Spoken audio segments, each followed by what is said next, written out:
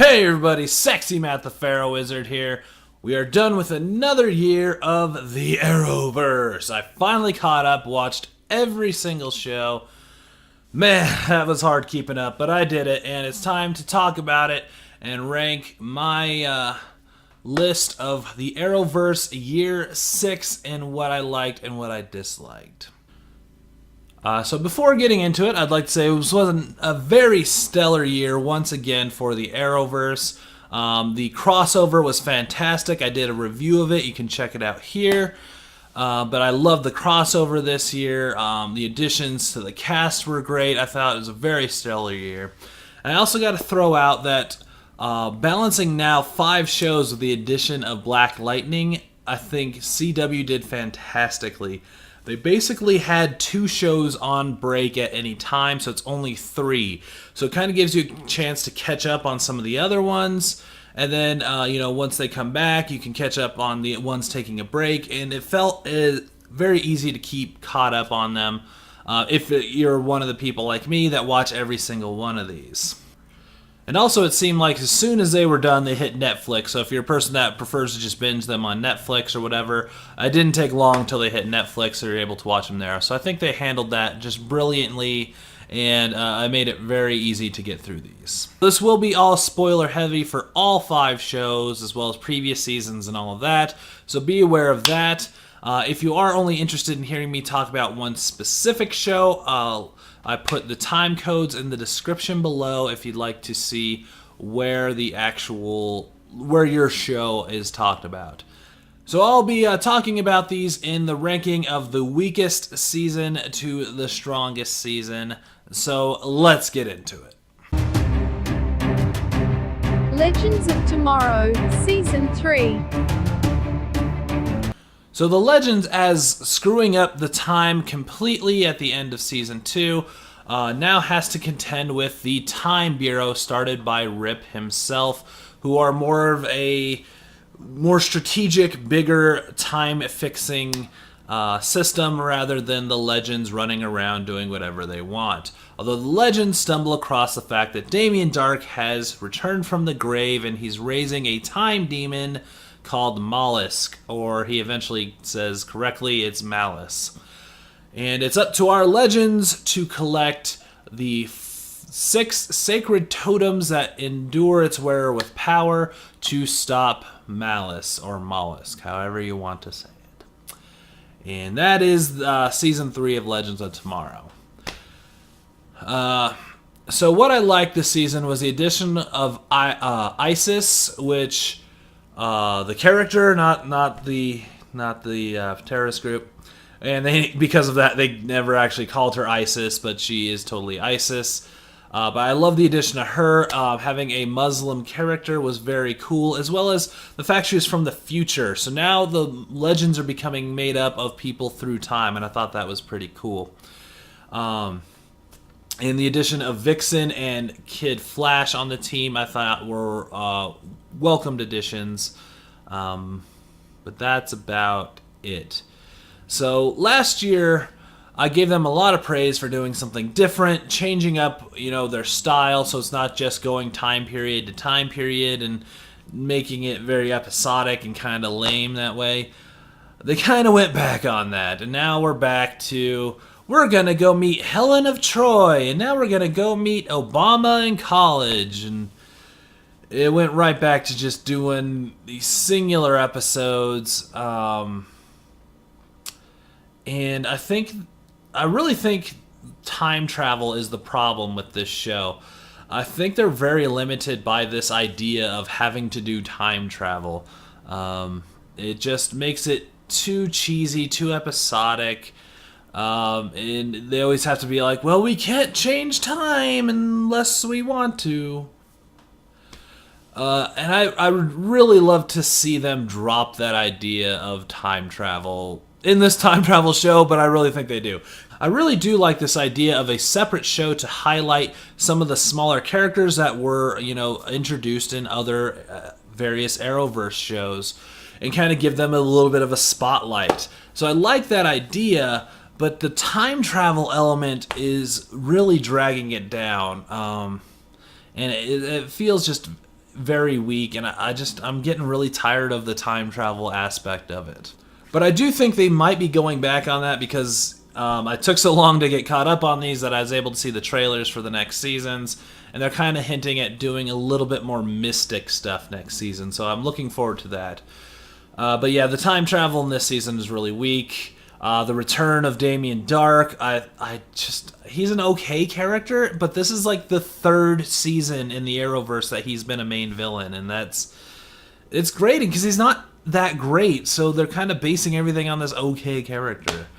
And then the Atom really kind of bugged me this season because they built him up really well in Arrow, and he had this tragic backstory of his wife being killed, during one of the times Star City was getting torn apart, and, he wanted to build a suit to protect her and things like that. So he had this, like, tragic backstory, but now in Legends, he's just the nerdy goofball. And it's like, what happened to your backstory? And I think that bugged me this season, because I think they brought it up at one point, and you're like, yeah, what did happen to that? Like, what are you doing? You're just this nerdy goofball, like... You're Ray Palmer, one of the smartest minds in this universe, and you're just like, remember Star Wars? So yeah, this season just wasn't very good for them. Some minor highlights, but yeah, not good. The Flash, Season 4. It does pain me, but I do think I gotta put Flash this low on the list. So this season, the villain known as the Thinker wants to erase everyone's intelligence and bring them back to a state because he felt like the information age has turned everyone, although giving them more information, making them more dependent on technology and generally stupid. So he wants to erase everyone's, make them even stupider so they couldn't even use technology and kind of bring everyone back to a state of enlightenment. This is the general plot. Oh yeah, due to the events of last season, they have to save Flash from the Speed Force, but that's pretty much resolved really quickly. So, things I liked about this season is I love the addition of the Elongated Man. He was so fun. I enjoyed him a lot. He's a very charismatic actor. That was great. I enjoyed him so much. He's a great addition to Team Flash. I love it, so I hope we get more of him. I'm curious what they're going to do with him next season, but some really cool stuff there. I also love that Iris taking over Team Flash as kind of the leader was really cool. It gave her more of a real role rather than Barry's girlfriend, and sometimes damsel in distress. It gave her a lot stronger connection to Flash. I like that. I like them getting married. That was very cool as well. So there's some strong stuff there. But what I didn't like was I didn't really care for the Thinker as a villain. Everything he's like, oh, I thought of that before you could, and I've planned for this. It all started feeling very convenient that anything they do, oh, he's already thought of that. So he felt very similar to Savitar in that sense, and it was kind of more of the same.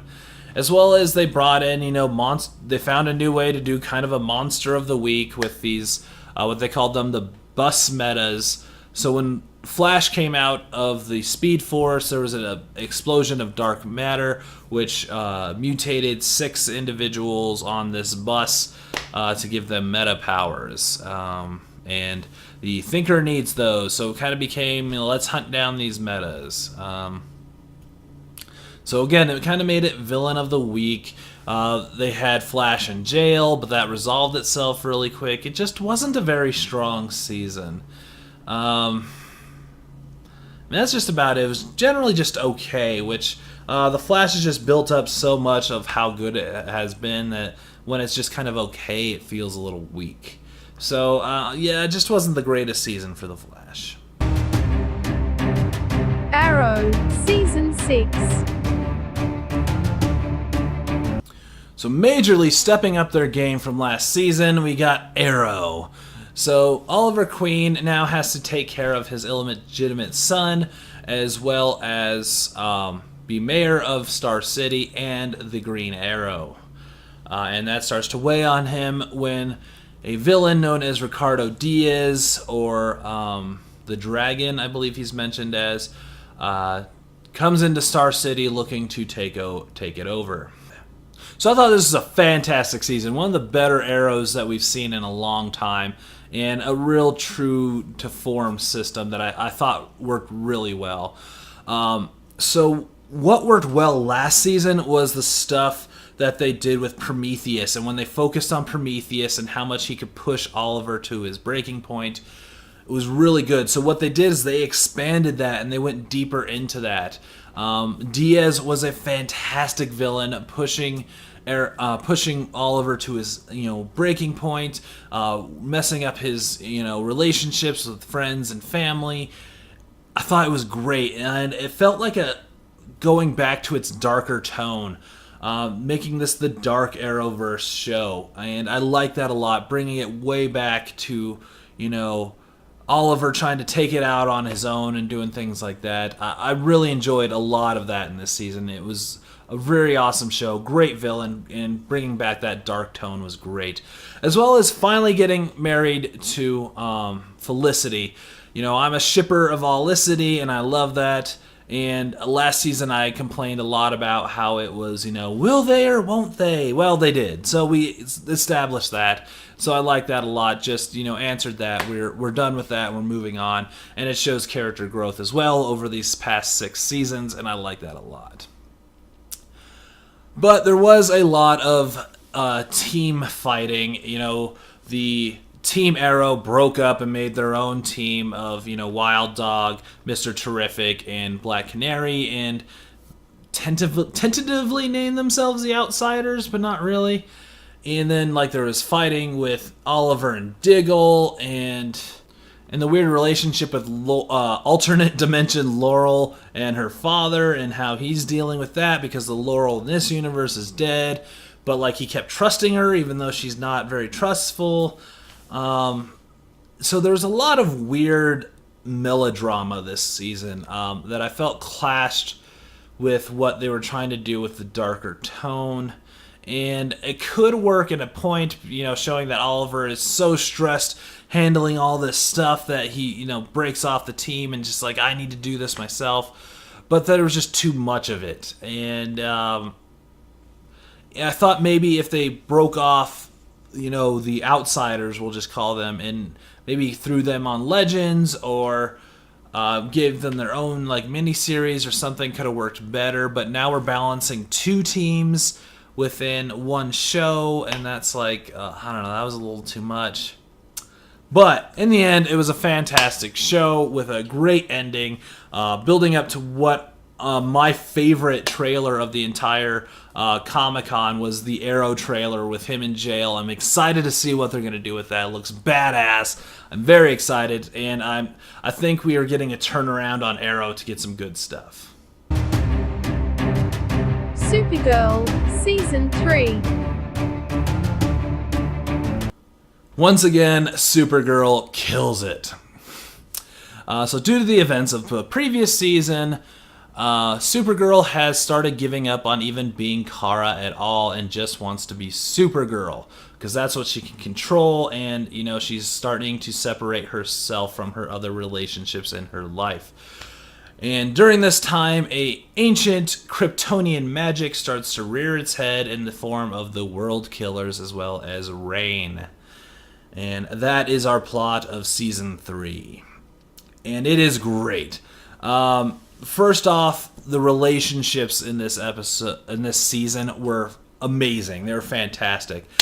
I had a friend of mine text me I'm 3 episodes into Supergirl and I may never be in a relationship again. They came hard right away with the feels. With Alex's relationship, with Kara's relationship, with John's relationship with his father. Oh man, it was so good. With the addition of the League of Superheroes, or the Legion of Superheroes, that was a great addition as well. They dropped having the Monster of the Week style, and it was more of an episodic dealing with the World Killers. I thought that was great as well. It is something different, and it shifted everything.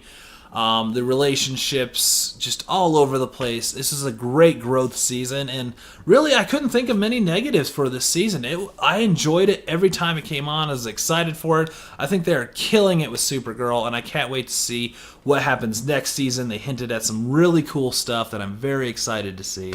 So next season hopefully should be really awesome. Black Lightning, Season 1. Hitting it out of the freaking park with its first season, Black Lightning. I loved it. It was so good. So, Black Lightning is a kind of an intercity superhero who has been around for a while but retired due to the stress that it had brought on him.